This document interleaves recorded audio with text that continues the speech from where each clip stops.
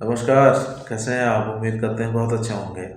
मित्रों, आज हम बात करने वाले हैं भारतीय न्याय संहिता के बारे में, जो भी वर्तमान में 2023 में बनकर तैयार हुई और जुलाई 2024 में लागू हुई। मित्रों, बीएनएस से पहले आईपीसी चलती थी, इंडियन पिनल कोड, भारतीय दंड संहिता। मित्रों, भारतीय दंड संहिता की एक बड़ी प्रसिद्ध धारा थी 420।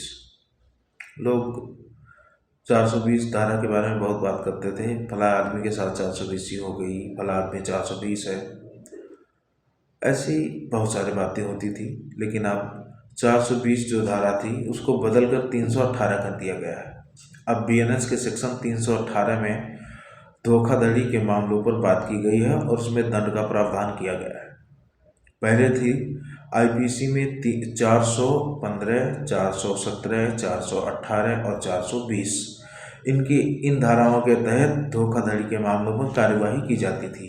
लेकिन अभी वर्तमान में जो आईपीसी है उसको हटाकर, उसको बदलकर बीएनएस लागू की गई है। और बीएनएस में जो धोखाधड़ी के लिए सेक्शन है वो 318 है, जिसमें ये प्रावधान किया गया है कि किसी व्यक्ति को झूठ बोलकर, किसी बात को छिपाकर या किसी भी प्रकार से धोखे से उसके पैसे या उसकी कोई संपत्ति कोई व्यक्ति ले लेता है तो उस पर धोखाधड़ी का केस लगाया जाएगा और उस पे जो है वो 318 सेक्शन 318 के अंतर्गत कार्यवाही की जाएगी। मित्रों, बीएनएस की धारा 318 इसमें बताया गया है कि धोखाधड़ी तब मानी जाती है जब कोई व्यक्ति जानबूझकर किसी दूसरे व्यक्ति को गुमराह करता है। मतलब धोखाधड़ी वो है जब कोई कार्य किसी व्यक्ति को नुकसान पहुंचाने के लिए जानबूझकर किया जाए। कि भैया चलो ठीक है, जैसे कोई कोई बूढ़ा व्यक्ति है और उसको बहुत ज़्यादा जानकारी नहीं है, किसी व्यक्ति ने कहा चलो भैया तुम्हारी हम पेंशन बंधवा देते हैं, और उसको लेकर गया और उस पर उसके जो ज़मीन है, जो उसके बैंक अकाउंट है, उस पर दस्तखत करवा के और उसकी संपत्ति या उसके पैसे बिना उस व्यक्ति की जानकारी के ले लिया, उसने हथिया लिया, तो ऐसे कार्य जो है वो धोखाधड़ी में आएंगे। और इसके लिए बीएनएस के सेक्शन 318 के तहत कार्यवाही की जाएगी। बीएनएस के धारा 318 की जो उपधारा 1 है, इसमें बताया गया है कि धोखा तब होता है जब कोई व्यक्ति जानबूझकर किसी दूसरे व्यक्ति को गुमराह करता है या उसे गलत जानकारी देकर उसे कुछ ऐसा करता है या ऐसा करने पर मजबूर करता है जो सामान्य परिस्थितियाँ मतलब नॉर्मल, कि भैया चलो ठीक है तुम्हारा काम करवाने के लिए चल रहे हैं, चलो करवा देते हैं, और वहाँ पर जाके आप उससे गलत डॉक्यूमेंट्स पर साइन करवा के और उसकी जो संपत्ति है, उसके पैसे हैं, उसका रुपया है, वो आप हथिया लेते हैं। और इससे उस व्यक्ति के शरीर, मन, सम्मान, संपत्ति किसी भी प्रकार से नुकसान हो सकता है।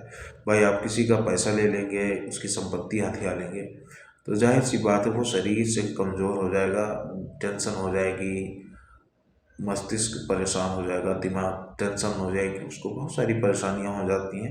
कभी कभी तो सुनने में आता है कि लोग पागल भी हो जाते हैं जब उनके साथ फ्रॉड होता है।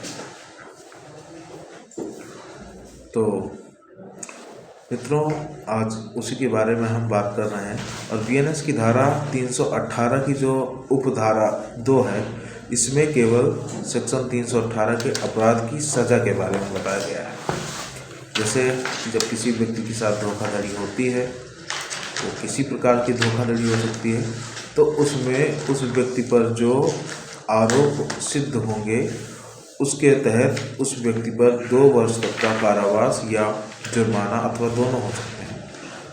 और मित्रों, बीएनएस का सेक्शन 318 का जो उपधारा 3 है, यदि कोई व्यक्ति जिसे किसी अन्य व्यक्ति के हितों की रक्षा के लिए जिम्मेदारी दी है, जैसे कोई बूढ़ा व्यक्ति है और किसी व्यक्ति को कहा गया कि भैया इनका ध्यान रखिए, अब वो व्यक्ति ध्यान दे रहे हैं, आप जिसका ध्यान दे रहे हैं उनका भरोसा आपने जीत लिया, और उसके बाद उसी भरोसे के ताकत पर आपने उनकी संपत्ति हथिया ली, उनसे गलत कागज पर दस्तखत करवा लिए और उस संपत्ति को आपने अपना समझ लिया, तो उसके लिए भी भारतीय न्याय संहिता की धारा 318 के तहत वो अपराध माना जाएगा, धोखाधड़ी मानी जाएगी, और जिसके लिए वो व्यक्ति 2 वर्ष तक के कारावास और जुर्माने से दंडनीय होगा। मित्रों, ऐसी ही जानकारी के लिए आप हमें फॉलो करते रहिए हमारे YouTube channel ADV Ravindra official. मित्रों, हमारा इंस्टाग्राम चैनल भी है एडवोकेट रविंद्र ऑफिशियल, आप उस पर भी जाकर हमारी शॉर्ट वीडियो देख सकते हैं।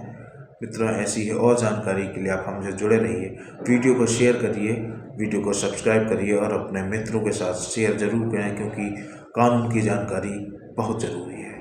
धन्यवाद।